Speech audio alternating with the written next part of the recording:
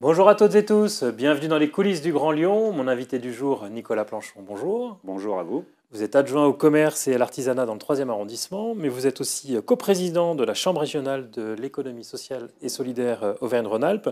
Alors déjà, on va commencer par définir l'économie sociale et solidaire. Qu'est-ce que c'est l'économie sociale et solidaire?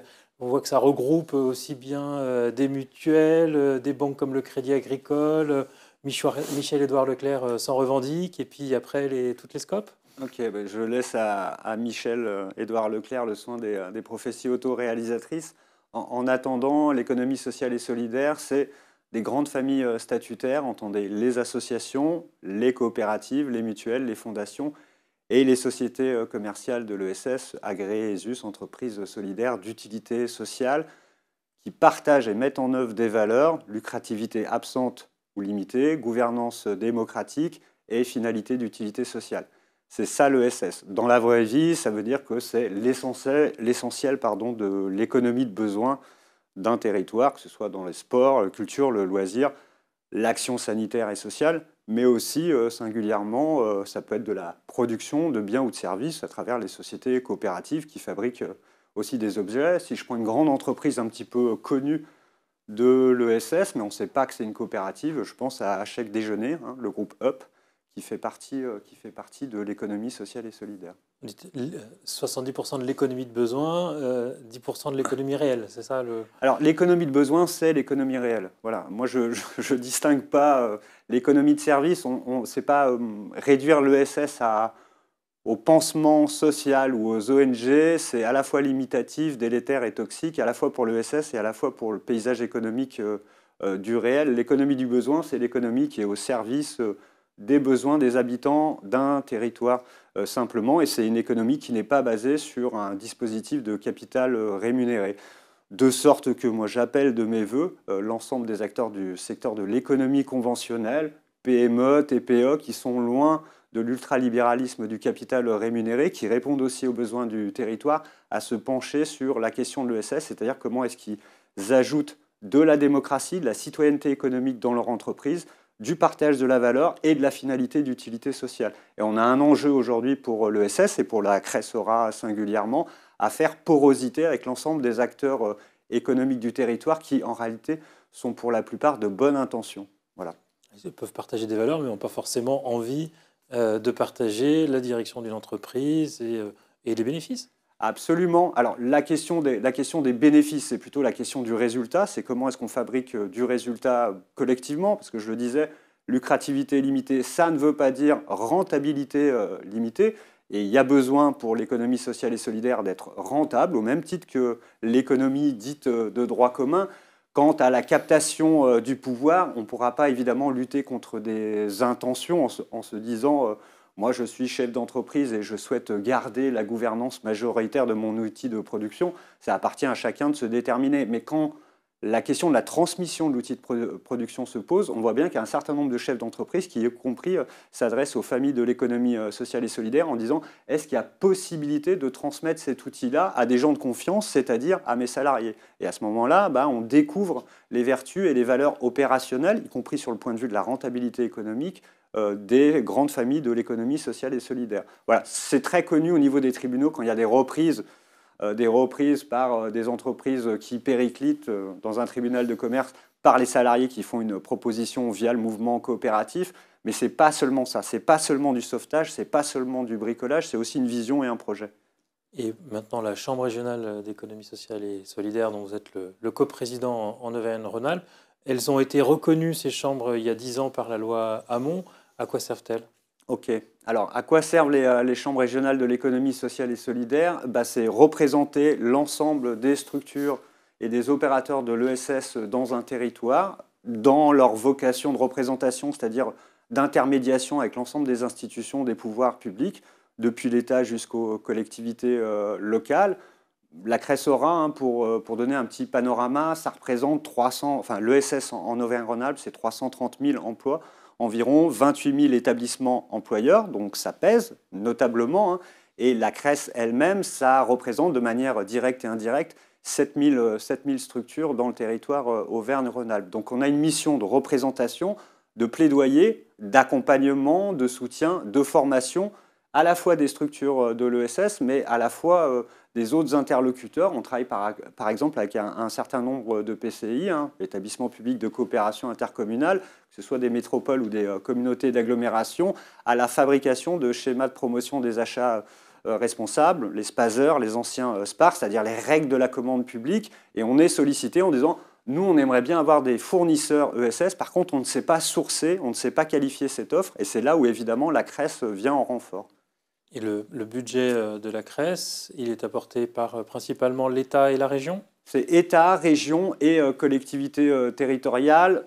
On pourrait aller vers une capacité d'autofinancement un peu plus grande en augmentant le niveau de cotisation, mais évidemment, il est question de soutenabilité pour un certain nombre d'acteurs de l'ESS, puisqu'il y a une grande disparité entre une petite, et n'y voyez pas de péjoratif dans l'utilisation de l'adjectif, mais une petite association locale qui n'a même pas de salariés et une grosse structure, une mutuelle ou une banque. Il y a des disparités en termes de taille et de capacité à cotiser. Donc on travaille à une capacité améliorée d'autofinancement via une politique de cotisation qui soit légitime et solide, qui nous rend plus crédibles aussi en face de nos différents interlocuteurs, et puis aussi la création de comptes 7 pour parler de manière économique classique, c'est-à-dire de créer des recettes, et on est aussi organisme de formation Calliope, donc on vend aussi des prestations, et c'est important pour une CRES d'être reconnue, et ça l'est, comme un expert, et donc comme un formateur pour différents types d'acteurs. Ça veut dire qu'on peut être issu de Lyon en commun, majorité de gauche à la ville de Lyon, et travailler avec Laurent Wauquiez à la région. Absolument, c'est tout l'enjeu aussi de l'économie sociale et solidaire, où je dirais que ce n'est pas une mécanique, mais plutôt une vision et une ambition qui est très largement transversale, qui s'affranchit très régulièrement des isothermies dogmatiques des organisations politiques, et c'est pour ça qu'à la CRES Aura, on a souhaité, et on continuera à avoir puisqu'il y a toujours un espèce de jeu d'affichage politique, puisque l'ESS regroupe essentiellement des acteurs engagés, donc y compris dans la vie politique des territoires, et mon coprésident, Yannick Lucot, est aussi élu à la région. Donc on se retrouve à la tête de la CRES avec quelqu'un issu de l'exécutif régional et l'autre, l'exécutif municipal à Lyon, dont a priori, dans l'image et le paysage public, on se dit que c'est des gens qui ne se parlent pas, alors qu'on travaille ensemble tous les jours, au bénéfice de l'économie sociale et solidaire. Et on souhaite continuer de faire la promotion de cette possibilité panoramique. Et quel sujet vous souhaitez particulièrement faire avancer dans les années qui viennent? Alors, dans les années qui viennent, c'est évidemment augmenter la visibilité de l'économie sociale et solidaire, et puis faire avancer un certain nombre de sujets très, très concrètement dans les territoires au niveau des politiques publiques économiques territoriales, puisque de temps en temps, il y a beaucoup d'intentions rhétoriques. On plaide ici et là les vertus de l'économie sociale et solidaire, un peu comme on plaide les vertus aussi du commerce de proximité. Derrière, je dirais que la traduction dans les faits est souvent un petit peu moins dense. Donc on a un vrai enjeu, on a des enjeux réglementaires et législatifs, des avancées à faire, mais des enjeux aussi en termes de soutien. Et on souhaite que l'État finance enfin la mission dite AIO, c'est-à-dire la mission légale que nous confère la loi ESS de 2014. On doit remplir un certain nombre de missions. Et aujourd'hui, on souhaite évidemment que le législateur donne à l'État la possibilité de financer ces missions pour l'ensemble des CRES du territoire, puisque à chaque région correspond une chambre régionale de l'économie sociale et solidaire. Donc c'est aussi un enjeu. Plus localement, l'enjeu, nous sommes en train d'écrire la deuxième feuille de route avec l'État, intervention de l'État en matière d'économie sociale et solidaire dans le territoire Auvergne-Rhône-Alpes, ce qui donne lieu ensuite à un certain nombre de conventionnements, de projets avec les services déconcentrés de l'État.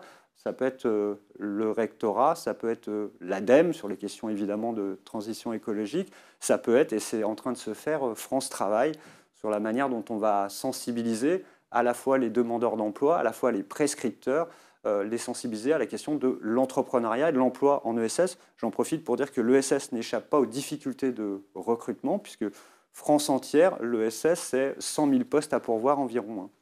Un mot pour finir sur votre délégation d'arrondissement. Dans le commerce, dans le 3e, on pense évidemment aux halles Paul Bocuse, il doit y avoir un nouvel appel d'offres sur leur gestion, éventuellement un réaménagement. Vous rêvez de de les voir se transformer, ces halles?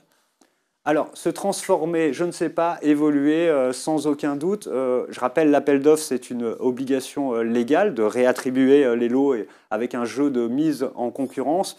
De mon point de vue, il ne s'agit pas de revenir sur l'entrée qualitative gastronomique des halles Paul Bocuse. C'est une évidence. Après que, évidemment, l'ensemble des acteurs, des opérateurs économiques présents sur les halles auront vocation aussi à répondre aux nouvelles attentes des consommateurs, des usagers, et puis améliorer aussi les circulations, la sécurité et je dirais les conditions de confort et d'accueil pour celles et ceux qui se restaurent aujourd'hui dans les halles.